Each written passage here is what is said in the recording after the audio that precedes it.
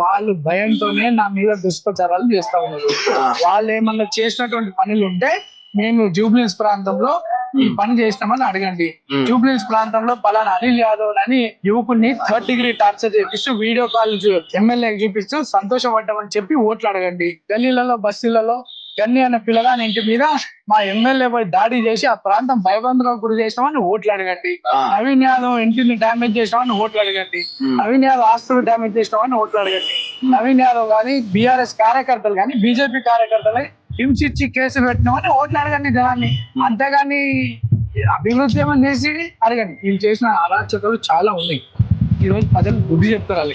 ఇంతమంది జీవితాలు పాడు చేసే ఆలోచన గతంలో బీఆర్ఎస్ ఉండే, అవన్నీ కూడా ప్రజలకు తెలుసు. అభివృద్ధి ఏమి చెప్పలేక మా మీద తప్పుడు ఆరోపణలు. మా ఫాదర్ న్యాయం ధర్మం కోసం నిలబడినటువంటి వ్యక్తి.